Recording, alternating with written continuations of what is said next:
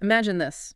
You're standing on the edge of what's likely the biggest financial decision of your life. Hmm. Buying your first home, maybe selling the place where your life unfolded. It's not just property changing hands, it's deeply personal, right? Wrapped up in dreams, future security, and substantial assets. Absolutely. And in that pivotal moment, you entrust an immense amount to one person, your real estate agent. That feeling of trust is absolutely essential. And in the world of real estate, it's formalized into something critical called agency. Agency, right? This is the legal relationship that, meticulously defines exactly what an agent's responsibilities are to you, their client. Right. So an agent isn't simply a facilitator who unlocks doors or handles paperwork. They step into a role more like a trusted steward, maybe. Or a loyal guardian. Exactly, a loyal guardian of your most significant interests and assets in this transaction. And they are bound by a set of incredibly stringent, unbreakable ethical duties. And understanding these duties, it goes far beyond just passing a licensing exam, doesn't it? Oh, absolutely. It is the bedrock for building an unshakable reputation for integrity in the industry. It promotes harmony by setting clear expectations, making sure transactions proceed smoothly. Okay. And fundamentally, it deepens the connection with clients by establishing that foundation of trust and accountability. So our mission today is to dive deep into what real estate agency truly means. We're going to unpack who the key players are, explore the different kinds of agency relationships that can exist, find a light on those core ethical duties we mentioned, understand why disclosure is so profoundly important, and even look at some significant recent changes in California law that reinforce these principles. Yeah, that's right. And to guide our dive, we're pulling insights from several key sources, details from a recent client alert specifically about new California requirements, Okay. a comprehensive exam prep guide covering agency laws and those critical fiduciary duties, and elements drawn directly from California's standard real estate disclosure forms. All right, let's unpack this by starting with the absolute fundamentals.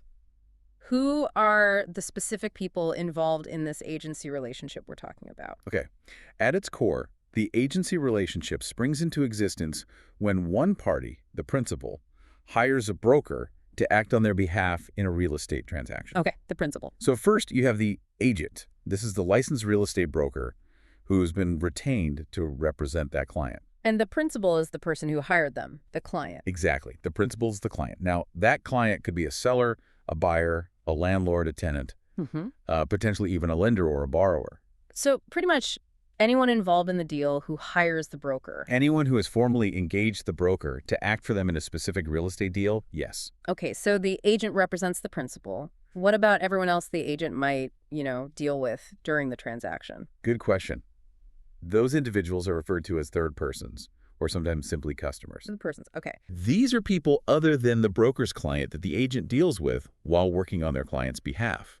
For example, a seller's agent interacts with potential buyers, Right. who are third persons to that agent's primary relationship with the seller. And the agent owes them something, but maybe not the same level of duty. Exactly.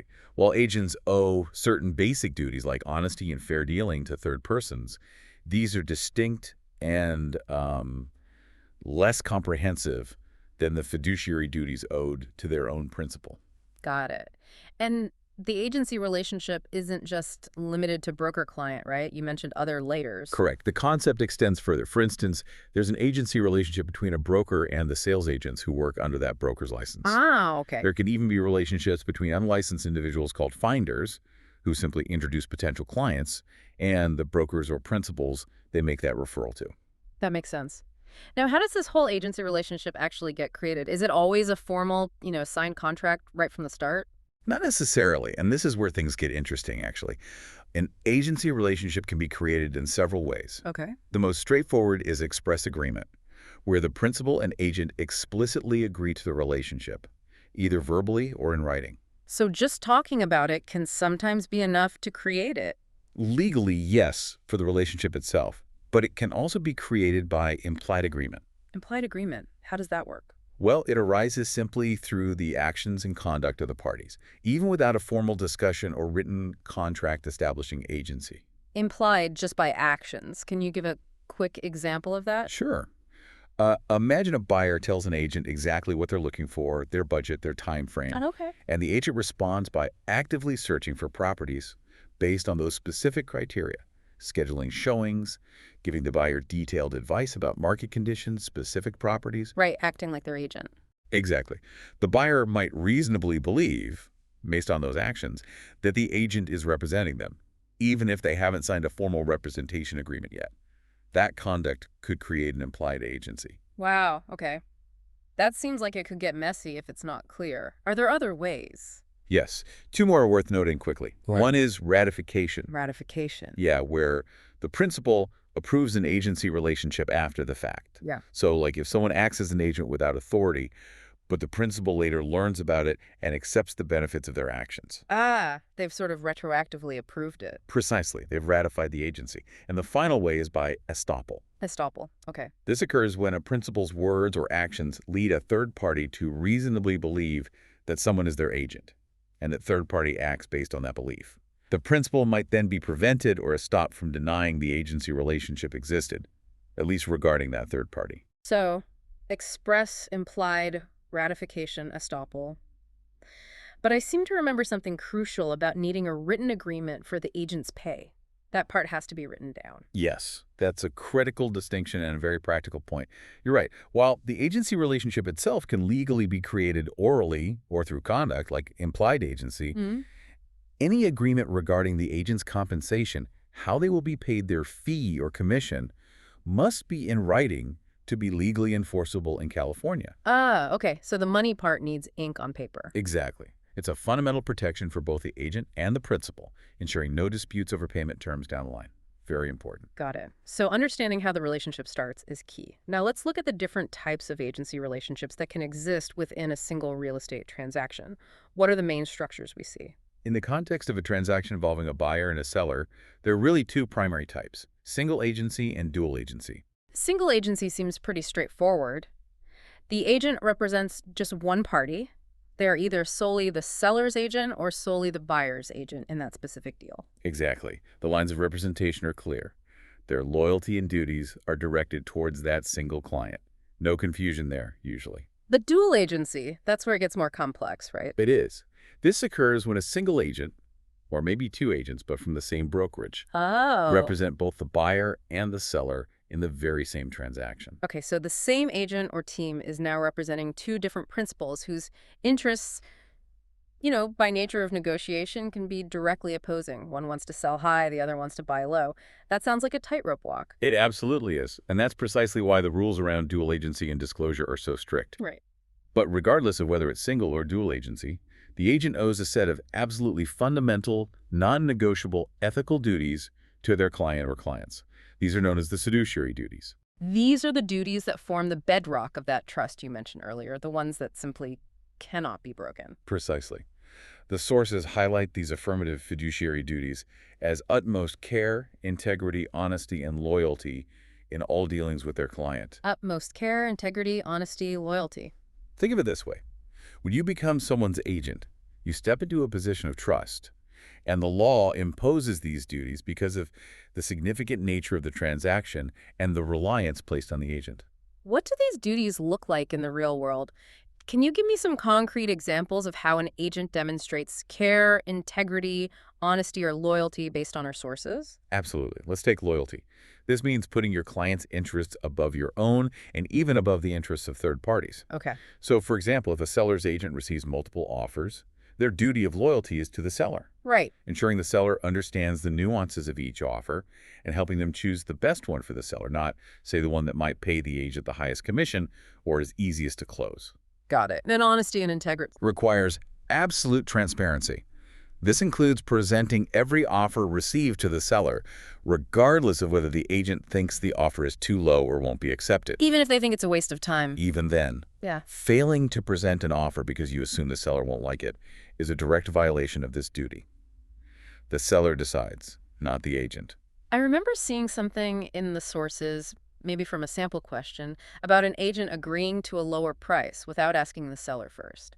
That seems like a clear breach. It is a huge breach. An agent acting on behalf of a seller cannot accept an offer below the listed price or even indicate to a buyer that a lower offer would be accepted without the seller's explicit prior authorization. Wow.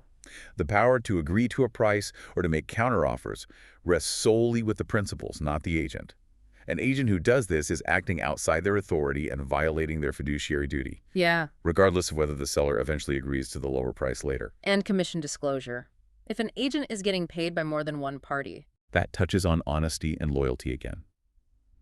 While it is permissible in dual agency for an agent to receive compensation from both the buyer and the seller, Okay. it is only legal and ethical if there is full disclosure and consent from both parties. Hiding compensation from one party is a serious breach of the duty of honesty and loyalty. Speaking of finances, agents often handle client money, right? Like earnest money deposits. What are the rules there and what are the big no-nos? Oh yeah, handling client funds or trust funds is a high-stakes area. The duty of care and integrity is paramount. Agents are required to keep client funds strictly separate from their own personal or business funds. Can't mix them up. Absolutely not. Mixing them is called commingling, and it's a violation.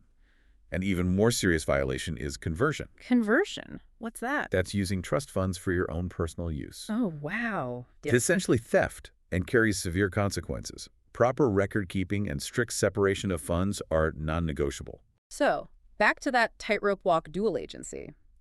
If an agent owes fiduciary duties to both the buyer and the seller, how do they manage that when the parties have conflicting goals, especially around price? That's the crux of dual agency's complexity, and the law absolutely recognizes this inherent tension. Yeah. While a dual agent owes those core duties utmost care, integrity, honesty, loyalty to both parties, there's a crucial limitation when it comes to confidential information that could impact price or negotiation strategy. Okay, a limitation. What kind of confidential information are we talking about? The sources specify that in a dual agency scenario, the agent cannot disclose confidential information about one party to the other without that party's express written permission. Yeah.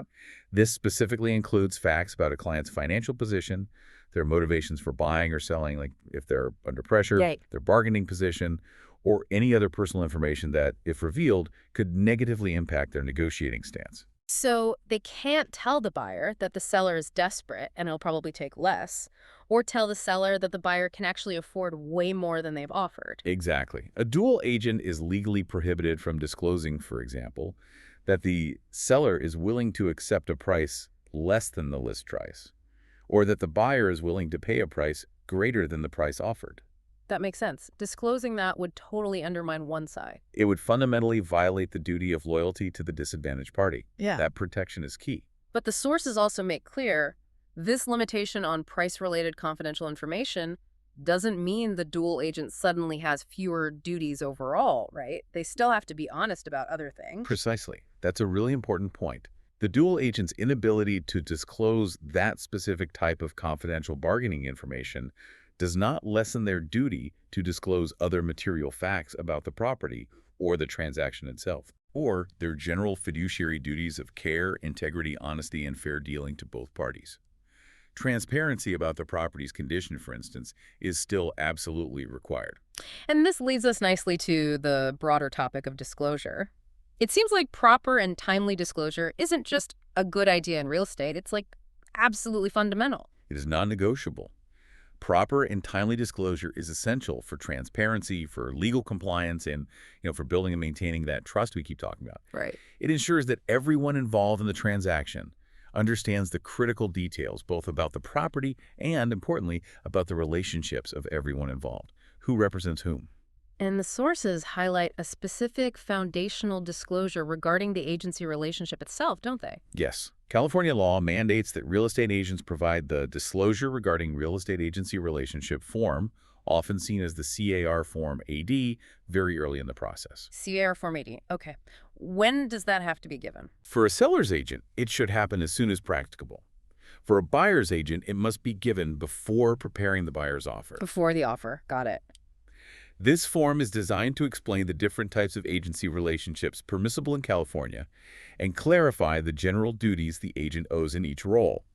Its purpose is basically to ensure you, as a client or customer, understand who represents whom from the outset. Okay, so you get this form explaining the concepts, but then there's a second crucial step related to the actual deal, something about confirming it. Correct. Providing the initial disclosure form is step one.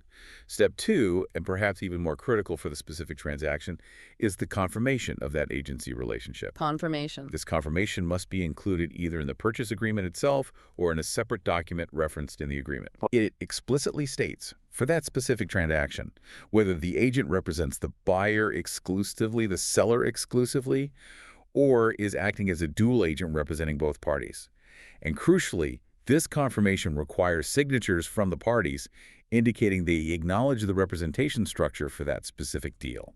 So everyone signs off on who is representing whom. And what happens if an agent messes this up? If they fail to handle the dual agency disclosure correctly or don't get that confirmation? The consequences are significant and severe, which really underscores how seriously the state views this. Oh. According to the sources, failing to promptly disclose dual agency when it arises, or failing to get the required confirmation, can lead to the agent or brokerage losing their right to collect their commission for that transaction. Wow, lose the whole commission. Potentially, yes. Whoa. It can also expose them to liability for any financial losses the client suffers as a direct result of that non-disclosure. And importantly, it can result in disciplinary action, including license suspension or revocation from the Department of Real Estate, the DRE. So it's a very big deal. Definitely sounds like it. Now, beyond the agency relationship itself, the sources mention other important things agents are required to disclose about the property or the transaction. What are some of those?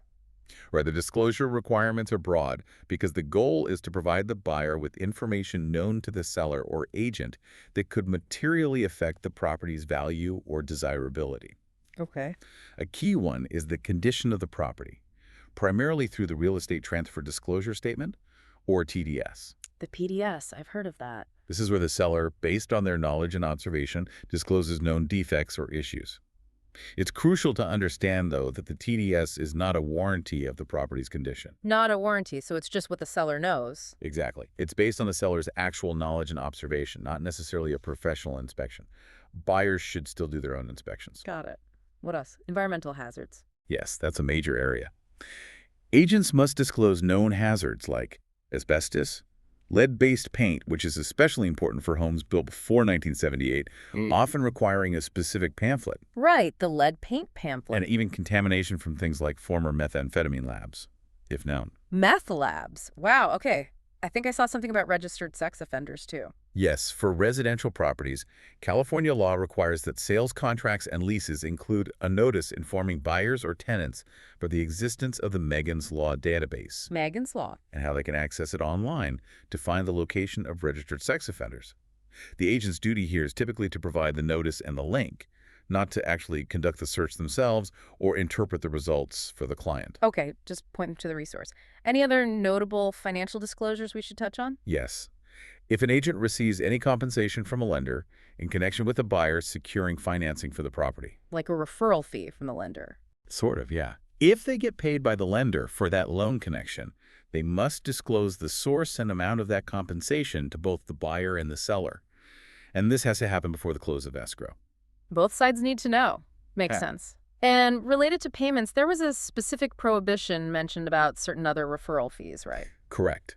To prevent potential conflicts of interest, agents in California are generally prohibited from receiving compensation simply for referring clients to specific service providers. Like who?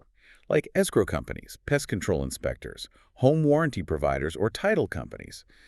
The idea is that agents should recommend service providers based on merit and the client's best interest, not because they're getting a kickback. Or it keeps things cleaner. Yeah. It really does paint a picture of an industry built on formalizing trust and requiring transparency at almost every step. It really does. And I understand there's some brand new changes in California that are doubling down on this formalization, particularly for buyers. This sounds important.